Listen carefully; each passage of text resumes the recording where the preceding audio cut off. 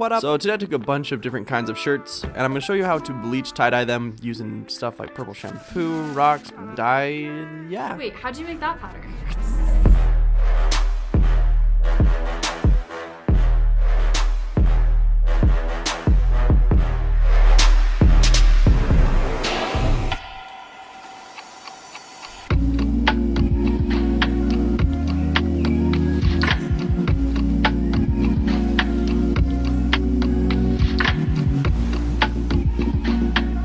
Video sponsored by Squarespace. So I took this squeeze bottle and spray bottle and filled it halfway up with water, and I'm gonna fill the other half up with this bleach. Wow, such precision. Doing so good, bud. Well, there you go. So we'll see which one works best on the shirts. Let's tighten her up and give it a little shake. Shake it, shake it, shake it, shake it, shake it. So I have these black Collie Cotton shirts with a little black image on them, and we're gonna use them and see how they do. So the first thing I wanted to try out was like the traditional spiral technique when you do tie-dyeing. So you just spiral on up, and asked Ainsley for a rubber band. Perfect. That was so terrifying. I don't know why it was so terrifying. And I'm just gonna section it off in like little pizza pie slices. And I was also curious to see what would change if we like started with a wet shirt. So the one on the left, dry shirt, one on the right, wet shirt. Perfect. I tried out the squeeze bottle first, and right off the bat I noticed that my shirts were kind of a little bit scared of water. They're hydrophobic. But the shirt on the right that I pre-soaked soaked it right up. I tried out the spray bottle, and that one seemed to work on both the wet and dry shirts, so that's the one that I'm going to use for most of the bleach dyeing on shirts. Next, to flip it over and do the backside. And every time that I would do this, I would clean off the surface as to not get the other side bleached where I didn't want to get bleached.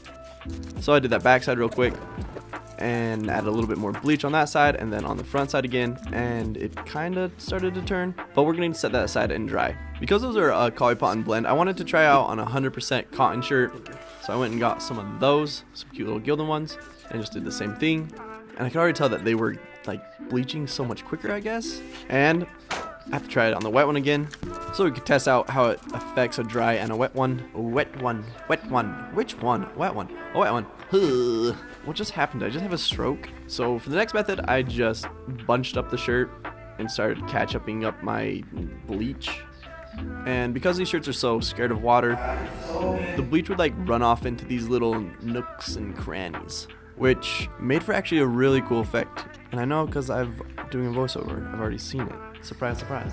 I also just sprayed the top of it because I wanted a lot of this shirt to be bleached. Whoa, let's see that again. I really like these little time lapses of it bleaching. But yeah, so I did the front, and now to do the back, same idea, just crumple it up and mustard my bleach on there. Spray it, and ugh, let's clean that up. Oh, snake arms. And for the next technique, Ainsley's actually going to show us how to do this. That's why my hands look so dainty and cute. Dainty and cute. But you fold your shirt hot dog ways, and then hot dog ways one more time. And then you can do little triangles, kind of like if you were folding a flag. I don't know how many people are folding flags. Hi, I'm a Boy Scout of America. I fold the flags. But yeah, so you fold little triangles, and you flip it, and repeat. And you end by just folding up the little bit that you can, and then putting a triangle cardboard piece that you cut out previously on the top and bottom. Then tie it off tight with some rubber bands. Why am I rolling my R's all the time? But yeah, Ainsley did so well teaching us. Gosh, she did so good. She was very nervous. So I just put a bunch more rubber bands on top of that and spritzed it with some bleach. Once I got it pretty soaked, I just threw it in a little bag, added more bleach, and we're gonna let that sit and soak for a little bit. So for the next technique, we're gonna crumple it up kind of like we did on that last one, but we're gonna apply the bleach differently with our hands. And you're like, wow, way to wear gloves, Mr. Brian. You shouldn't have been wearing gloves the entire time. Shouldn't you have been wearing safety goggles? Shouldn't you be wearing something to protect your lungs? Bleach is not great for all these things. So be smarter than me and like take safety precautions. But anyways, for this one, you're just gonna put the bleach on your hands, and with it crumpled up, you're gonna like kind of scrape it across gently, and then like re-crumple it up, and then do it again until you're getting like kind of this fake mineral wash type look. And for the back, I thought it'd be cool to try actual rocks and see how that works. So I just added some bleach to some rocks, did some rubbing, built a little bit, and just rolled those rocks around on top of the shirt until There's a piece of glass. Ouch. So yeah, make sure you're not getting little glass bits. So I just did that all over the shirt until it got to the lightness I liked. And then I took these seams and kind of opened them up and then did the same thing there so there weren't any like hard seams. And we're gonna go put this away, hopefully it'll get lighter. I also wanted to try this technique on my Collie Pond shirt. So I did the same thing with the rocks. And it looked pretty cool over that black on black print. There on the front and then also on the back. It wasn't quite as light as I wanted it, like it was a little hard to read. So I just took the bleach spray bottle and misted it a little bit. Next, I wanted to see how these colored shirts would take the bleach. So I got a bunch of different colors and just did the traditional spiral. And last, I've had these shirts for a while and I wanted to see which colored ink would look best on it. And so I did the same thing, just bleached them, and we'll see how that goes. Once the shirt has sit for a while, you're gonna wanna deneutralize the bleach by using hydrogen peroxide. She's a squirter. And the ratio is 1 to 10. So I put the shirt in there that was getting pretty crispy. I was gonna unravel it, but thought maybe I would do a reverse tie-dye on it, so I didn't want to do it quite yet. Before I get to that, Pass Me has something to say. Cool. So, I don't even need to do transitions like that because I have this transition. Is that a fun transition? Super stoked on the new intro. If you're on my email list or you've ever been to a website, you probably realize that I use Squarespace. And that's what this video is brought to you by. This video is brought to you brought to you by, why do I always feel like PBS? Like this video is brought to you by viewers like you. So here are 4 reasons why I use Squarespace. 1, super easy to sell things online. Their online shop is very user friendly. 2, it's really easy to import images and get things exactly what I want, which has to tie in with number 3, which is they have a little built-in image editor where you can crop, change the color, all that fun stuff. And last is their email list. So to go more depth with that, like getting an online shop was critical for me, and also I did it overnight. And I honestly haven't changed it since that first time I set up because the templates allow enough freedom to like stay on brand, but they're also very professional looking and good, so I don't have to do too much work. The tools are so integrated that posting a new product on your site is super quick that you can get it done in one night, which is what I did with those shirts. So you can actually go to Squarespace right now and start building your website for free. You have a free trial, and then the moment you want to actually purchase something, your domain, your website, whatever it is, be sure to come back to this video or remember that it's squarespace.com/schmood. You'll get 10% off your first purchase or use the coupon code schmood. Cool. And transition. So, time for the reveal. So these are both my Collie Pond shirts. The one on the left is the one that I pre-soaked and got wet before I added bleach, and the other one is that I added the bleach to a dry shirt. And you can kind of see like the one on the dry shirt, it looks like it has like crisper edges, which makes sense because if your shirt is wet, it's gonna like dilute the bleach kind of where it's not as concentrated. So that's why you get like that softer, more orange edge. You got kind of the same effect on these 100% cotton shirts.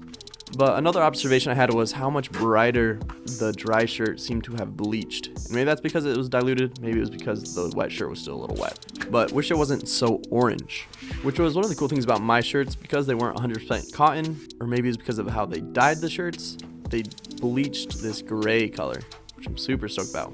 I'll probably have a handful of black on black shirts in my shop if you want to snag one.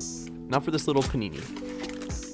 So I took off all the rubber bands and unaccordion it, and it didn't really work. You're supposed to have like bleach lines on all those little fold marks, so we're gonna try again.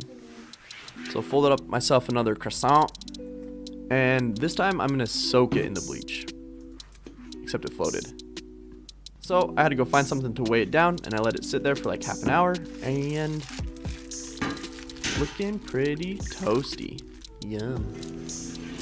Why does this remind me of like a grilled cheese or something?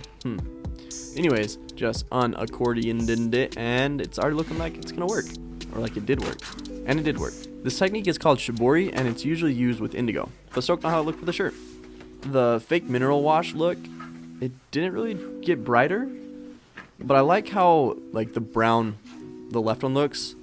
The right one was a little too orange for me, so we're gonna try to get rid of the orange by toning it.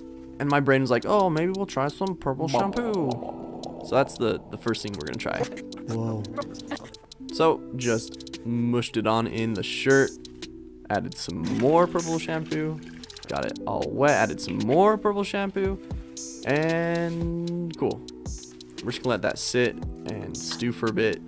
Meanwhile, I wanted to try some dye to see if that would change it up on one of those spiral cotton shirts. So I added some black dye and it was already kind of blue. And the opposite of orange, which is what we want, right, is blue, but also it's kind of red. So I thought I would add a little bit of this like greenish blue dye. And it wasn't quite enough. Didn't really change much, so I just added some more, a lot more. Put it in, and it was already kind of dyeing it, so I thought that was good, and we're just gonna go ahead and rinse it out and let it dry. This is the original mineral wash shirt. Then this little circle is after the purple shampoo, and this one is after dyeing it after the purple shampoo. So I mean, it kind of worked. I feel like it worked pretty well on this spiral one that I just dyed. I didn't use the purple shampoo. It did a pretty good job of toning out that orange color from the original shirt. But it did turn my hands blue, which someone on Instagram got mad at me for. Is dye bad for your skin? So another option if you want to get rid of the orange is you can actually just do like a reverse tie-dye. So I just bought one of those little tie-dye kits, and usually you want to apply the dye while it's still raveled up, but this was already unraveled, so I just made do with what I had. And when I lifted it up, oh, so beautiful. Because it was so wet, the colors like dye migrated. They just mixed and got really muddy. So I rinsed out the shirt and we're gonna try that again. This time, after I apply the dye, I'm gonna let it just sit overnight on my table. You can kind of see the dye on the black part of the shirt. I think that's gonna eventually fade out, but I was really stoked with the colors on the bleach spots. As for these shirts, I mean, I liked them most with the transparent ink. Then after bleaching it, I mean, still, the transparent ink was my favorite. So that's what's gonna be available in my shop. As for these colored shirts, the bleach did about what I expected and just turned the shirts a lighter pigment of what they were. So the reds went pink, the oranges went like a lighter orange, the yellows looking like a nice happy banana. I don't know what that green is, like a watermelon? Blue, with the exception of the purple one, they went pink. I think I'd really like doing like a mineral wash type look on these color shirts. But that's now up to you guys to experiment with them and see what you get.